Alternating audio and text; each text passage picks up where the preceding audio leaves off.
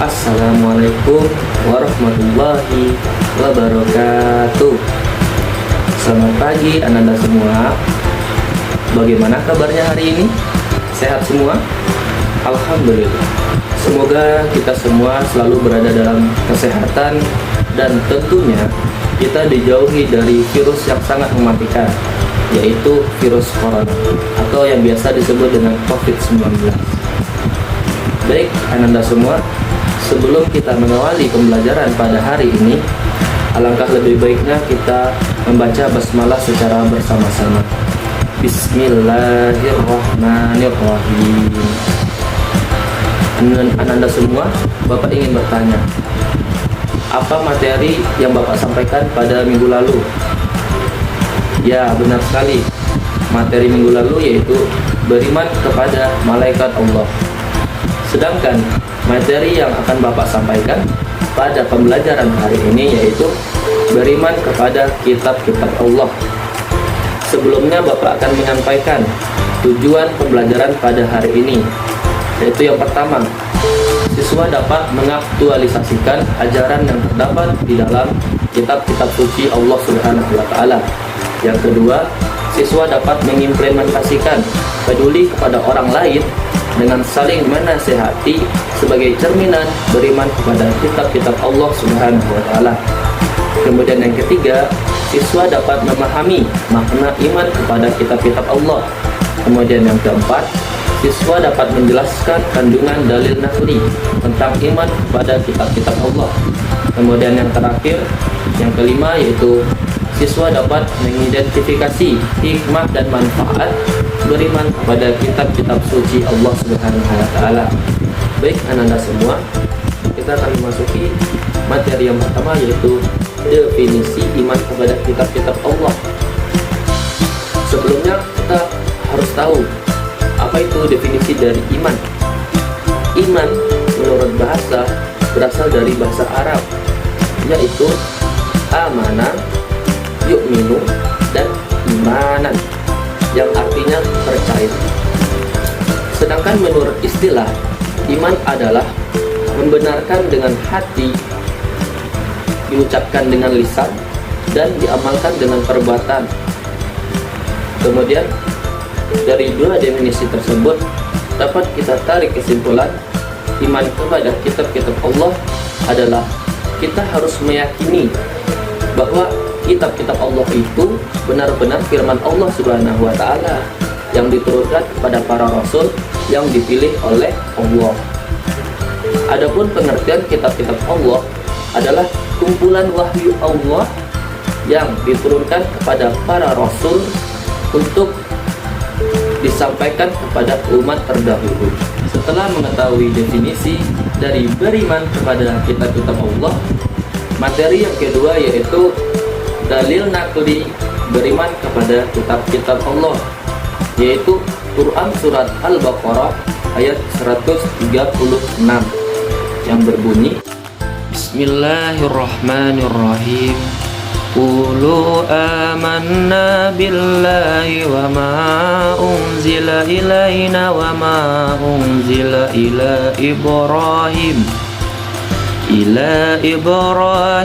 wa Ismail wa Ishaq wa Yaqub wal asbati wa ma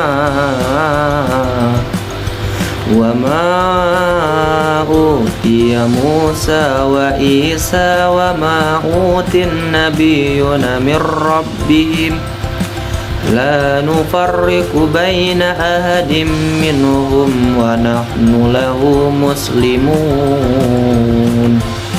Yang artinya, katakanlah, kami beriman kepada Allah dan kepada apa yang diturunkan kepada kami, dan kepada apa yang diturunkan kepada Ibrahim, Ismail, Ishak, Yakub, dan anak cucunya, dan kepada apa yang diberikan kepada Musa dan Isa, serta kepada apa yang diberikan kepada nabi-nabi dari Tuhan mereka.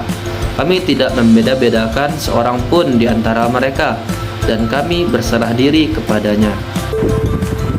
Baik Ananda semua, dari dalil naqli yang telah Bapak bacakan tadi, kita mendapat gambaran bahwa kita sebagai umat Islam diperintahkan untuk beriman kepada Allah dan kepada kitab-kitab yang diturunkan kepada para rasul, dan kita tidak boleh membeda-bedakan kitab yang satu dengan kitab yang lain,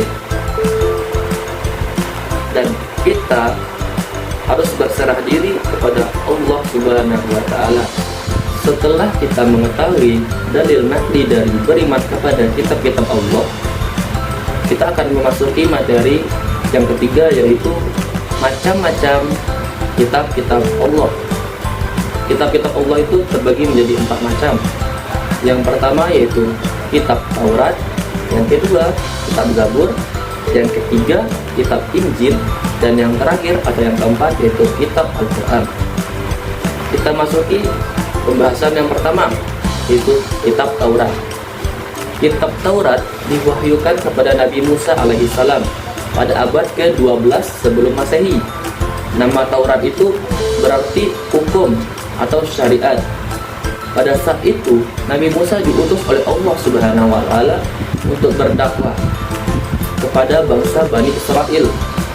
Adapun bahasa yang digunakan dalam kitab Taurat adalah bahasa Ibrani. Pokok ajaran kitab Taurat itu ada beberapa macam. Yang pertama yaitu perintah untuk mengesahkan Allah Subhanahu wa Ta'ala. Kemudian yang kedua, larangan menyembah berhala. Yang ketiga, larangan menyebut nama-nama Allah dengan sia-sia. Jadi umat terdahulu itu dilarang menyebut nama Allah dengan sia-sia. Banyak orang yang bersumpah atas nama Allah itu termasuk menyebut nama Allah yang sia-sia. Kemudian yang keempat, perintah menyucikan hari Sabtu. Kemudian yang terakhir atau yang kelima yaitu perintah menghormati kedua orang tua. Kemudian kita masuk ke yang kedua, yaitu kitab Zabur. Kitab Zabur diturunkan kepada Nabi Daud alaihissalam pada abad ke-10 sebelum Masehi. Kitab ini diturunkan untuk bangsa Bani Israel dan bangsa umat Yahudi di daerah Yerusalem. Adapun kitab ini diturunkan dengan bahasa Kipti. Ada yang tahu bahasa Kipti? Ya, Bapak sendiri juga tidak tahu apa itu bahasa Kipti. Kitab Zabur atau yang biasa juga disebut dengan Mazmur berisi kumpulan nyanyian dan pujian kepada Allah Subhanahu wa Ta'ala atas segala nikmat yang telah dikaruniakan pada umat terdahulu. Selain itu, kitab Zabur juga berisikan tentang zikir, doa, nasihat, dan kata-kata hikmah. Kemudian yang ketiga yaitu kitab Injil. Kitab Injil diturunkan kepada Nabi Isa alaihissalam pada abad ke-1 Masehi. Jika kitab Taurat dan kitab Zabur diturunkan sebelum Masehi, nah kitab Injil diturunkan sesudah Masehi, yaitu abad ke-1. Kitab Injil diwahyukan di daerah Yerusalem. Kitab ini pada awalnya ditulis dengan menggunakan bahasa Suryani. Kitab ini menjadi pedoman bagi kaum Nabi Isa alaihissalam, yakni kaum Nasrani. Adapun pokok ajaran kitab Injil yaitu yang pertama, perintah untuk kembali mengesahkan Allah Subhanahu wa Ta'ala. Yang kedua, membenarkan keberadaan kitab Taurat. Kemudian yang ketiga, menghapus beberapa hukum dalam kitab Taurat yang tidak lagi sesuai dengan perkembangan zaman pada waktu itu. Kemudian yang terakhir, yang keempat, menjelaskan bahwa kelak akan datang kembali Rasul setelah Nabi Isa alaihissalam, yaitu Nabi Muhammad sallallahu alaihi wasallam. Kemudian yang keempat yaitu kitab Al-Quran. Kitab Al-Quran diturunkan kepada Nabi Muhammad sallallahu alaihi wasallam pada abad ke-7 Masehi. Sama dengan kitab Injil, diturunkan sesudah Masehi. Kitab suci Al-Quran ini diturunkan sebagai penyempurna dan membenarkan kitab-kitab sebelumnya. Jadi fungsi kitab Al-Quran itu menyempurnakan kekurangan-kekurangan yang terdapat di kitab Zabur, kitab Taurat, dan kitab Injil disempurnakan oleh kitab Al-Quran. Adapun pokok ajaran yang pertama yaitu akidah atau keyakinan. Kemudian yang kedua ibadah. Yang ketiga akhlak atau budi pekerti. Yang keempat muamalah, yakni berkaitan dengan tata cara berhubungan kepada sesama manusia, kepada tetangga, kepada saudara, kepada masyarakat, itu muamalah. Kemudian yang terakhir itu tarikh, sejarah, yaitu kisah orang-orang dan umat terdahulu. Anda semua, materi yang terakhir yaitu hikmah beriman kepada kitab-kitab Allah Subhanahu wa Ta'ala. Yang pertama, dengan kita beriman kepada kitab-kitab Allah, kita akan meningkatkan keimanan kepada Allah Subhanahu wa Ta'ala yang telah mengutus para rasul untuk menyampaikan risalahnya. Kemudian yang kedua, kita menjadi termotivasi untuk beribadah dan menjalankan kewajiban-kewajiban agama. Kemudian yang ketiga, menumbuhkan sikap optimis karena kita telah dikaruniai pedoman hidup dari Allah untuk meraih kesuksesan baik di dunia maupun di akhirat. Kemudian yang keempat, kita menjadi terjaga ketakwaan pada Allah dan menjauhi semua larangannya. Kemudian yang terakhir, yang kelima, yaitu akan mendapatkan syafaat, pertolongan di akhirat kelak. Itulah hikmah beriman kepada kitab-kitab Allah. Baik, Anda semua, sekian pembelajaran kita pada saat ini. Kita akhiri dengan hamdalah secara bersama-sama. Alhamdulillahirabbil alamin. Semoga materi yang Bapak sampaikan bisa Ananda terima dengan baik dan Ananda terapkan di dalam kehidupan sehari-hari. Bapak akhiri, Allahul muwaffiq ila aqwamit thoriq. Wassalamualaikum warahmatullahi wabarakatuh.